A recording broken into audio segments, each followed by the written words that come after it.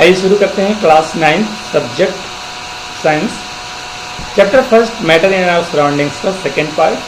First part में हमने पढ़ा था states of matter, solid, liquid, gas, plasma and Bose Einstein condensate. आइए इस सेकेंड पार्ट में पढ़ते हैं change of state of matter. Change of state of matter में अगर हम बात करें कोई भी मैटर का स्टेट कैसे चेंज होता है, सॉलिड लिक्विड में, लिक्विड गैस में, गैस सॉलिड में, सॉलिड लिक्विड में, लिक्विड गैस में, ये हमेशा एक दूसरे में कैसे चेंज होते रहते हैं। तो the phenomena of change from one state of matter to another and the break back of the original state is called the inter conversion of state of matter. यानी एक स्टेट का दूसरे स्टेट में convert होना और उस state से पुनः अपनी ओरिजिनल स्टेट को प्राप्त करना क्या कहलाता है? Inter conversion of state of matter. Matter can change it's state, matter अपना स्टेट चेंज कर सकता है। Water can exist in three state. जैसे आप देखो वाटर H2O की थ्री स्टेट्स होती हैं। सॉलिड स्टेट में आइस फॉर्म में होता है, लिक्विड स्टेट में वाटर फॉर्म में होता है एंड गैस स्टेट में एज वेपर फॉर्म में होता है। मतलब ये कि कोई भी मैटर है वो अपनी स्टेट चेंज कर सकता है, यानी सॉलिड से लिक्विड, लिक्विड से गैस, गैस से फिर से सॉलिड, फिर से लिक्विड में कन्वर्ट हो सकता है।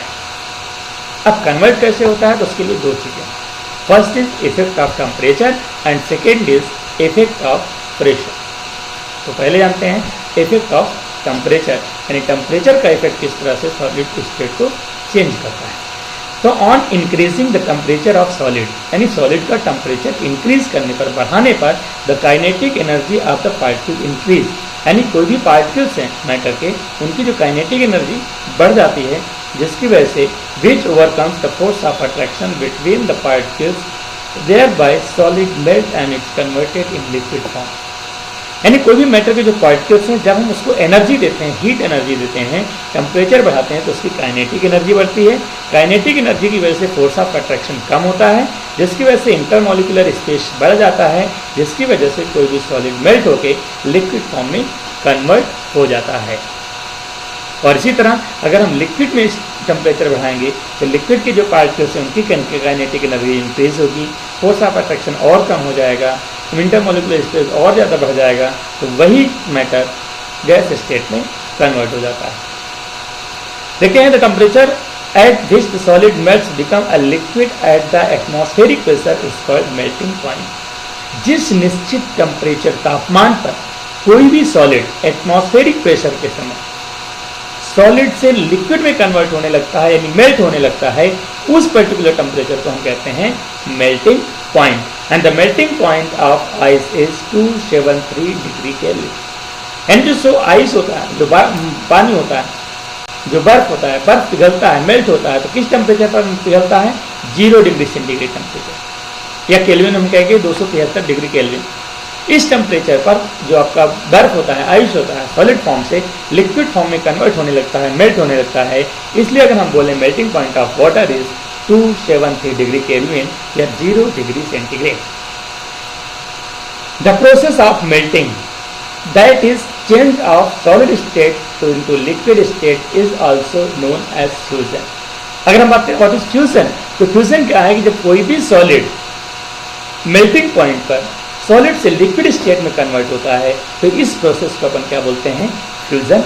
जिस टेम्परेचर पर सॉलिड लिक्विड से वो सॉलिड से लिक्विड में कन्वर्ट होता है उसे मेल्टिंग पॉइंट कहते हैं। चलिए नेक्स्ट देखते हैं। अगर हम बात करें लेटेंट हीट, लेटेंट हीट क्या होती है? तो the hidden heat which breaks the force of attraction between the molecules is known as the latent heat. Latent heat, latent मतलब छिपी हुई। अगर मान लेते हैं कोई भी सॉलिड है, उसका आप टेम्परेचर बढ़ाते जाइए, तो जैसे जैसे आप टेम्परेचर बढ़ाएंगे तो आप देखेंगे कि जिस भी सॉलिड पे आप टेम्परेचर अप्लाई कर रहे हैं उसका टेम्परेचर धीरे धीरे इंक्रीज होता चला जाएगा। कब तक? जब तक उसका मेल्टिंग पॉइंट नहीं आ जाएगा। और जैसे ही मेल्टिंग पॉइंट उसका आया, उस समय आप कितना भी आप उसे हीट करते जाओ, कितना भी हीट करते जाओ, उस समय उसका टेम्परेचर बढ़ता नहीं है। तो जो हीट आप दे रहे हो वो हीट कहाँ छिप जाती है? तो वो हीट कन्वर्ट करती है सॉलिड के जो पार्टिकल्स हैं उनके बीच में फोर्स ऑफ अट्रैक्शन है उसको कम करती है, यानी सॉलिड को मेल्ट करना शुरू कर देती है, और उस हीट को हम बोलते हैं latent heat. And the heat energy is hidden in the bulk of the matter, it is called latent heat. भी छुपी होती है और इसीलिए हम इसको क्या बोलते हैं, लेटेंट हीट। आइए बात करते हैं लेटेंट हीट ऑफ फ्यूजन की।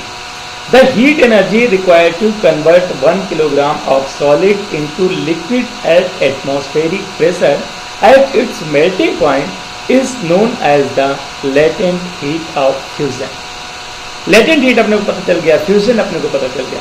फ्यूजन मतलब जब कोई भी सॉलिड लिक्विड में कन्वर्ट होता है तो ये प्रोसेस कहलाता है फ्यूजन, और लेटेंट हीट मतलब कि मेल्टिंग पॉइंट पर जो आप हीट देते हैं, जो मतलब स्टेट को कन्वर्ट करने में यूज होती है, उसे बोलते हैं लेटेंट हीट। और अगर लेटेंट हीट ऑफ फ्यूजन की बात करें तो सिंपली शब्द में बात करें कि 1 किलोग्राम आपके पास सॉलिड, कितना है, 1 kilogram solid, atmospheric pressure fix, melting point उसका फिक्स, मेल्टिंग पॉइंट टेम्परेचर के बाद, मेल्टिंग पॉइंट टेम्परेचर के बाद 1 किलो सॉलिड को लिक्विड स्टेट में कन्वर्ट करने के लिए जितनी हीट की जरूरत होती है उसको बोलते हैं latent heat of fusion. The heat energy required to convert 1 kilogram of a solid into liquid at atmospheric pressure at the melting point is known as latent heat of fusion.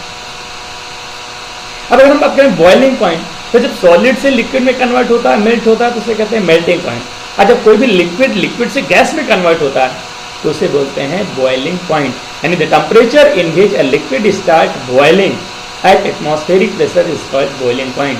यानी वो temperature जिस तापमान पर कोई भी liquid boil होना शुरू हो जाता है, यानी सॉलिड वो लिक्विड से गैस में कन्वर्ट होना शुरू होता है, उस पर्टिकुलर टेम्परेचर को हम बोलते हैं boiling point. Boiling is a bulk phenomena. Particles from the bulk of the liquid gain energy to change into the gaseous state. For example, boiling point of water is 100 degree centigrade. अगर हम water के boiling point की बात करें तो वो होता है 100 degree centigrade. What is the reason? पानी आप गर्म करो तो जैसे पानी आप गर्म करेंगे तो आप देखेंगे उसका टेम्परेचर बढ़ेगा बढ़ेगा बढ़ेगा बढ़ेगा, लेकिन 100 डिग्री सेंटीग्रेड जैसे ही टेम्परेचर पहुंचेगा वाटर का तो वाटर कन्वर्ट होना शुरू हो जाएगा किसमें, वेपर फॉर्म में, यानी गैस स्टेट में। तो उस पर्टिकुलर टेम्परेचर को हम बोलते हैं बॉइलिंग पॉइंट। और जो वाटर का बॉइलिंग पॉइंट होता है 100 डिग्री सेंटीग्रेड। अगर हम बात करें इसको केल्विन में तो 273 डिग्री केल्विन। आइए जानते हैं लेटेंट हीट ऑफ वेपोराइजेशन। जब कोई भी सॉलिड लिक्विड में कन्वर्ट होता है तो उसको बोलते हैं फ्यूजन, तो लेटेंट ऑफ फ्यूजन। लेकिन जब कोई भी लिक्विड गैस में कन्वर्ट होता है तो उसको बोलते हैं वेपोराइजेशन। और लेटेंट हीट ऑफ वेपोराइजेशन मतलब वही हुआ कि the heat energy required to convert 1 kilogram of liquid into gas at atmospheric pressure at the boiling point is known as the latent heat of vaporisation. Latent heat of fusion में क्या था, 1 kilogram solid था। Latent heat of vaporisation में 1 kilo liquid. 1 kilogram solid liquid में convert होता है, 1 kilogram liquid gas में convert होता है। सॉलिड के लिए मेल्टिंग पॉइंट होता है, लिक्विड के लिए बॉइलिंग पॉइंट होता है, और एटमॉस्फेरिक प्रेशर दोनों के लिए सेम होता है। तो दोनों में होप आपने समझ लिया होगा डिफरेंस क्या है। तो अगर हम बात करें 1 किलोग्राम लिक्विड को पूरी तरह से लिक्विड से गैस में कन्वर्ट करने के लिए जितना टेम्परेचर की जरूरत पड़ती है, हीट की जरूरत पड़ती है, उसे बोलते हैं latent heat of vaporisation. The process in which a gas on cooling turns into liquid at a specific temperature is called condensation of liquefaction. The process in which gas on cooling turns into liquid. अगर हम बात करें कोई भी gas state है, अब gas state को जब हम कूल करते हैं, गर्म करते हैं, वो ठंडा करते हैं, तो जैसे जैसे ठंडा करते जाते हैं तो वो गैस स्टेट से किस में कन्वर्ट हो जाता है, लिक्विड में। और इस प्रोसेस को बोलते हैं कंडेंसेशन या लिक्विफिकेशन। फॉर्मेशन ऑफ क्लाउड्स, बादलों का बनना, is due to the condensation of water vapour from the earth surface. भाई जो बादल बनते हैं वो कैसे बनते हैं, जो पानी होता है वो वेपराइजेशन होकर ऊपर पहुंचता है, गैसेस स्टेट में रहता है, फिर वो ठंडा होकर कूल होकर कंडेंसेशन में जाता है, जिससे वो फिर से किस में कन्वर्ट हो जाता है, लिक्विड फॉर्म में। And the change states of the substance directly from solid to gas without changing into a liquid state is called sublimation. कोई भी अगर सॉलिड लिक्विड सॉलिड अगर लिक्विड में कन्वर्ट हो रहा है, सॉलिड अगर लिक्विड में कन्वर्ट हो रहा है तो उसको बोलते हैं फ्यूजन। लिक्विड अगर गैस में कन्वर्ट हो रहा है तो उसको बोलते हैं इवेपोराइजेशन।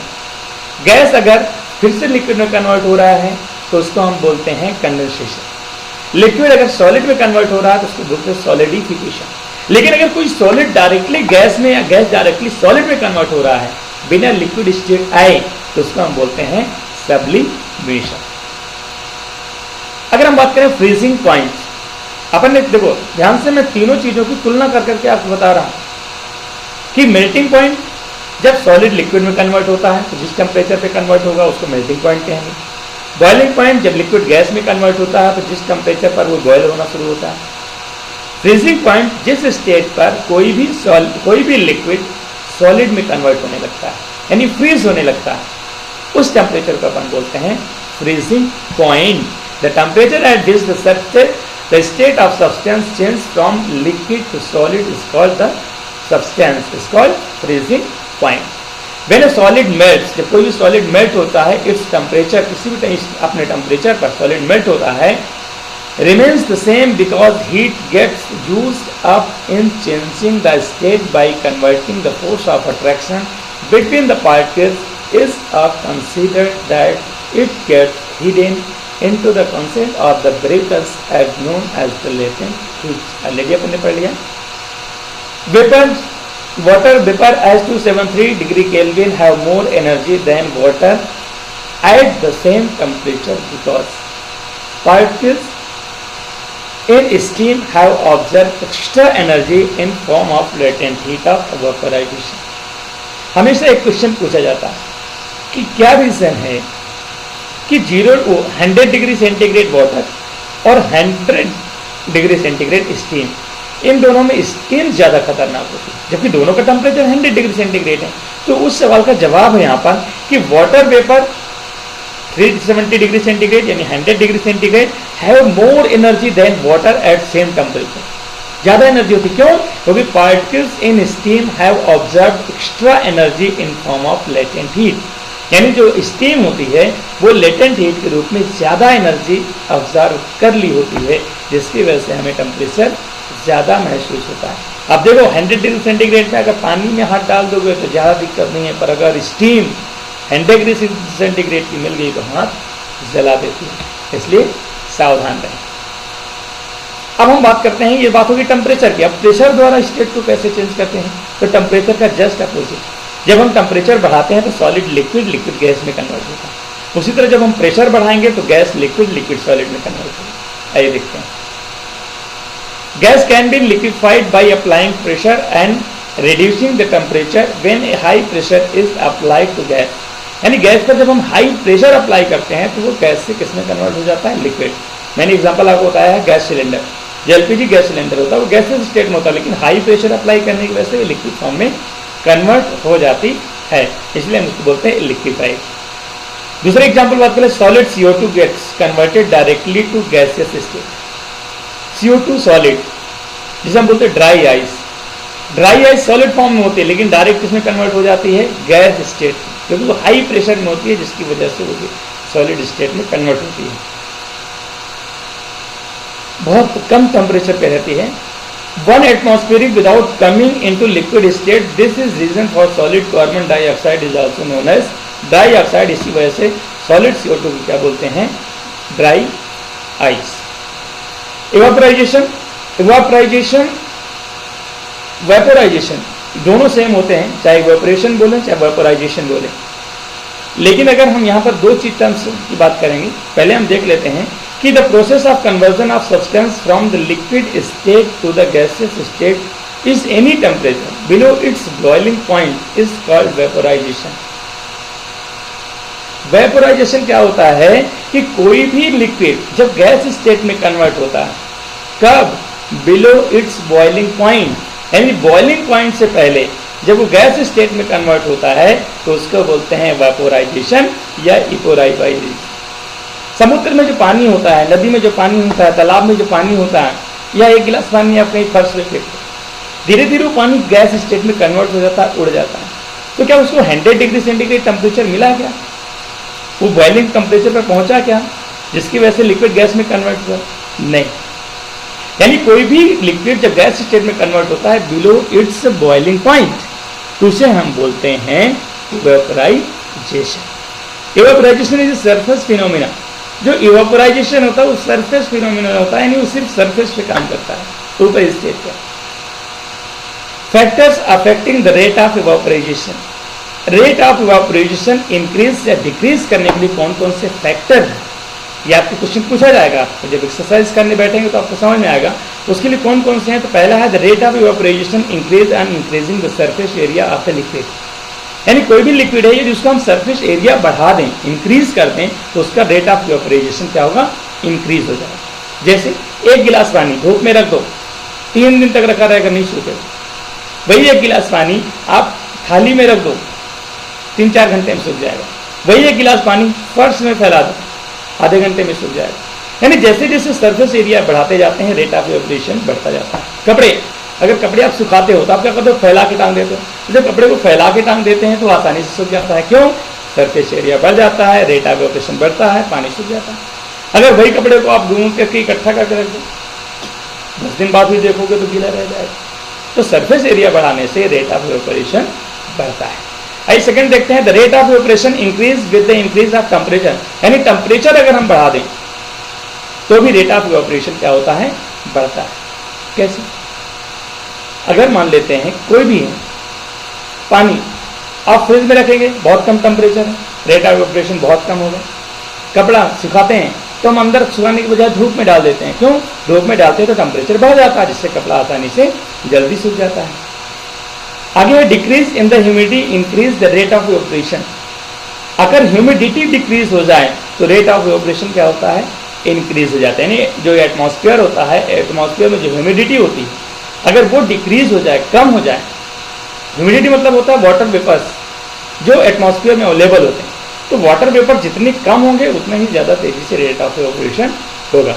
एंड लास्ट है an increase in the wind speed increase the rate of evaporation. अगर हम विंड स्पीड यानी हवा की स्पीड को बढ़ा दें, इंक्रीज कर दें, तो भी रेट ऑफ इवेपोरेशन बढ़ जाता है।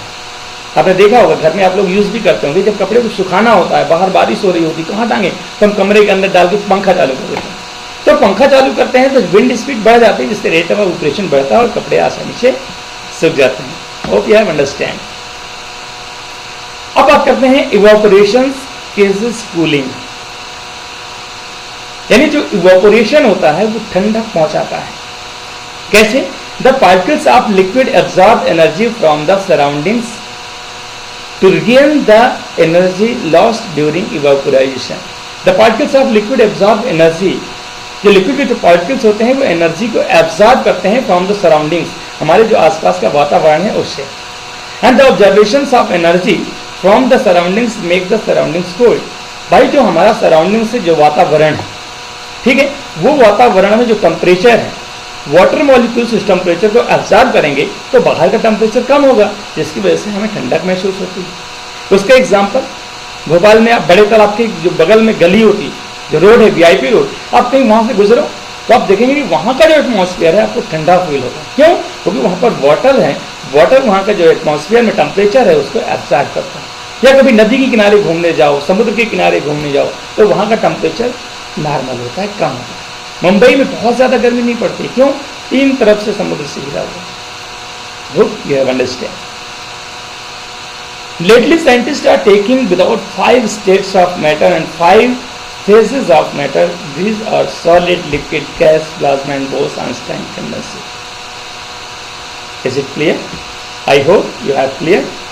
और इस चैप्टर का मेन इंपॉर्टेंट टॉपिक थोड़ा सा रह गया है, how to convert temperature. The SI unit of mass is kilogram. अगर मास के SI यूनिट की बात करें तो किलोग्राम होता है। उसी तरह the SI unit of volume is cubic metre, यानी मीटर क्यूब होता है। And the common unit of measuring volume 1 litre, such that 1 litre is equal to 1 decimetre cube. यानी एक जो लीटर होता है उसमें 1000 ml होते हैं। अगर हम बात करें कि उसका जो आयतन वॉल्यूम कितना होता है तो 1 डेसीमीटर क्यूब या 1 सेंटीमीटर क्यूब होता है। And the kelvin is the SI unit of temperature. अगर हम टेम्परेचर के SI यूनिट की बात करेंगे तो होता है kelvin. 0 degree centigrade 273 degree kelvin के बराबर होता है for conversion. We take 0 degree centigrade equal to 273 degree kelvin. इसके लिए हम एक बहुत इंपॉर्टेंट आपको फॉर्मूला बताने जा रहे हैं, फॉर्मूला ऑफ टेम्परेचर कन्वर्सन। यानी टेम्परेचर को कन्वर्ट करना तो कौन सा फॉर्मूला यूज करेंगे, तो यहाँ पर बहुत इंपॉर्टेंट फॉर्मूला आपके सामने है। ये है सी मतलब होता है डिग्री सेल्सियस, एफ मतलब होता है डिग्री फॉरेनहाइट, आर मतलब होता है आपका रिश्टर, के होता है मतलब केल्विन। अब ये 4 प्रकार के टेम्परेचर, इनको आपस में एक दूसरे को कन्वर्ट करना। आपके क्वेश्चन में वैसे डिग्री सेल्सियस से डिग्री केल्विन से डिग्री सेल्सियस ही है, लेकिन अगर फॉरेन में कन्वर्ट करना, इसमें कन्वर्ट करना है तो आप इस टेम्परेचर फॉर्मूले के माध्यम से आप कन्वर्ट कर सकते हैं। अगर आप मान लेते हैं कि आपको सिर्फ सेल्सियस और फॉरेनहाइट में कन्वर्ट करना है, तो आपको सिर्फ इतना